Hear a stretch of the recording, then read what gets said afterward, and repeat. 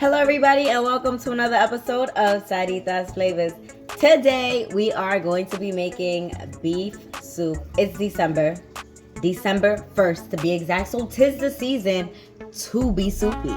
Here I have some beef short ribs as well as some oxtail on the bottom. Now these cuts are very important to get when you're making a soup because all the flavor comes in the bones. You can buy bone, beef broth bone. That's a little bit weird to me. It's a little bit weird. I'd rather make it myself.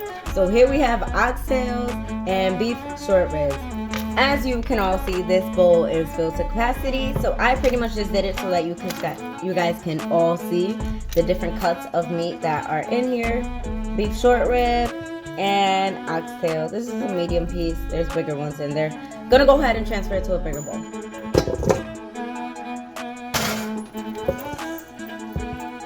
Now we're gonna go ahead and add all of our dry seasoning. So this is sazon, culantro, and achote. This is beef sazon.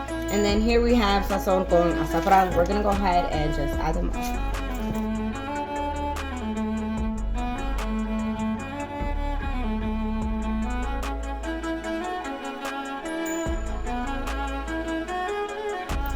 We're not going to use too much dry seasonings because when I'm making soup, I love to use the freshest ingredients. So we're going to be using fresh thyme, fresh oregano, fresh parsley, fresh cilantro, fresh garlic. This is about 8 cloves minced up. So go ahead and put it in there.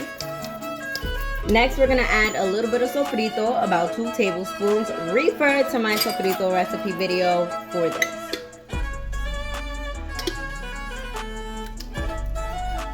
Last but not least, we're gonna add a little bit of adobo, a little bit of black pepper,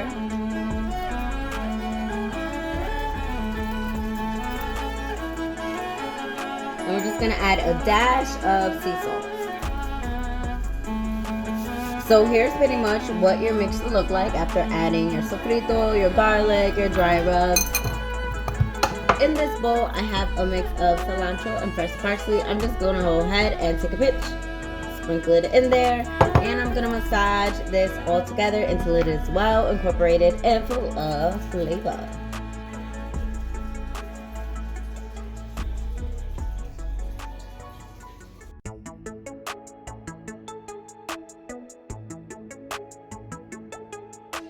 After you have incorporated all that flavor, you want to make sure it looks something like this.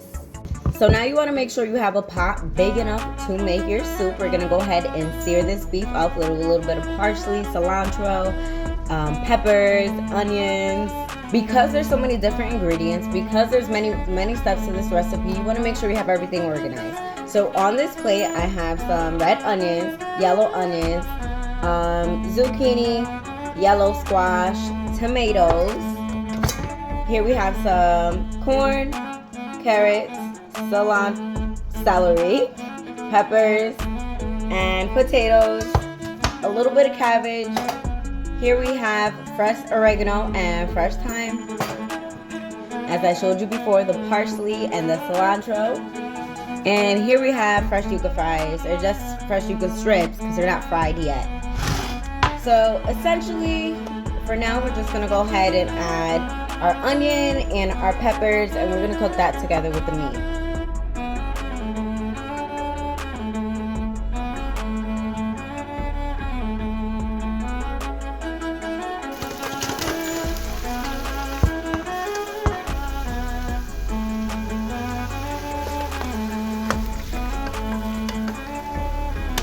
So there's essentially 3 steps to making this soup. Essentially 4, right? So we season the beef, we cook the beef, and then we work on a broth, and then we go ahead and add all the vegetables. So after we've added the beef, we want to make sure that it gets nice and brown. We're going to cook that for about 35 minutes, might be a little bit longer. The heat is about 6.5 to 7. Don't put it too high, definitely don't put it too low, just a little bit above medium. This is essentially like a pressure cooker effect. My opinion, it makes the meat nice and tender. I don't happen to have a pressure cooker, But, you know, even when I had something similar, the boys broke it. So what's the point? Keep my pots and pans and, you know, just use a little technique. So to begin with, maybe like every 3 to 5 minutes, cooking it covered, go ahead and mix it to make sure everything gets nice and brown. And then after about like 15 minutes, everything should be nice and evenly brown. And then continue to cook it for another 15 minutes to make sure, you know, it gets nice and flavorful.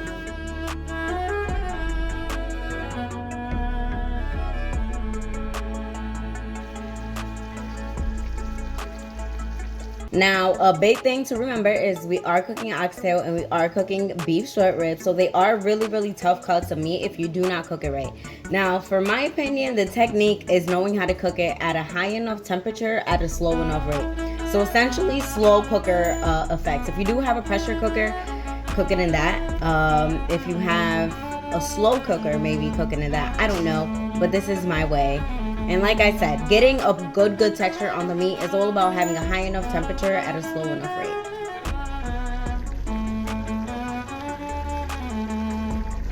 Alright, so after cooking for about 20 minutes, you're going to notice that a lot of that liquid is starting to dry up a little bit. So we're going to take about 1/4 cup of water, pour it into the same bowl where we had the beef seasoning, and we're just going to pour 1/4 cup of water into that beef while it's cooking, and then continue to let it cook for another 20-25 minutes.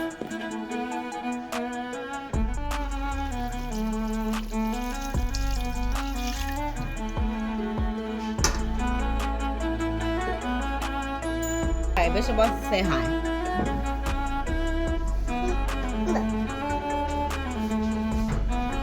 And tell everybody what we're making. We're making soup. Good job. Alright guys, we're going to go ahead and let that beef cook for another 35 to 40 minutes. Mixing it maybe just one time within that whole time. Yeah? Alright, so our beef could get nice and tender before we go ahead and work on our broth.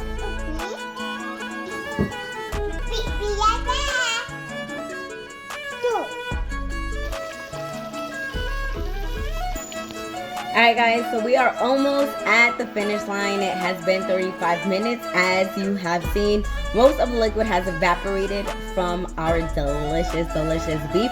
So we're going to go ahead and add our tomatoes. We're going to go ahead and add 3 cloves of garlic, our yuca, our potatoes, our celery, and our carrots. We're going to add a little bit more of this spice. And most importantly, we're going to add some more water because we're working on our broth.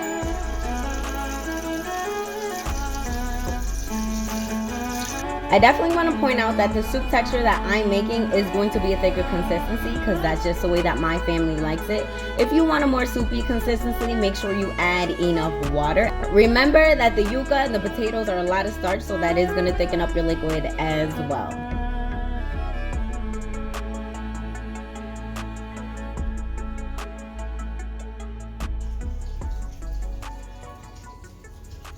Alright guys, so now we're going to wait about 15 to 20 minutes for our broth to get right. And then we're going to add the remainder of our ingredients, which are the ingredients that cook the quickest, which is going to be our corn on the cob, our cabbage, and our zucchinis.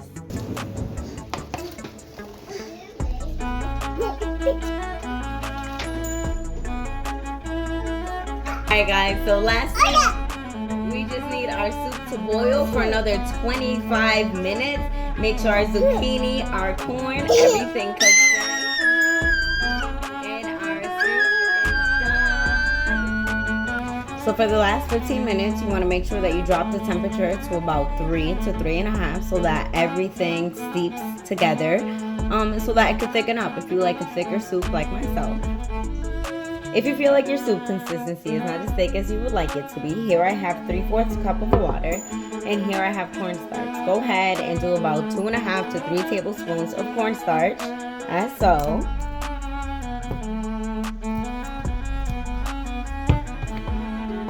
Mix it, mix it, mix it. So it's like a milky white consistency. Often you feel like a little more salt is needed, go ahead and add it into this. Or if you feel like it's a perfect consistency and you need a little more salt, then go ahead and add a little bit more salt without the thickening.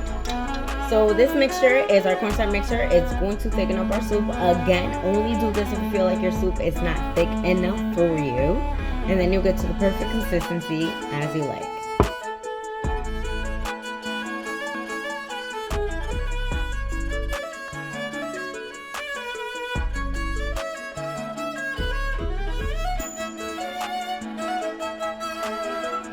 Alright guys, so here you have it, your sopa de res with a side of white rice or your beef soup. Then make sure you hit that subscribe button and leave anything in the comments you would like to see me make in the future. Thanks for watching.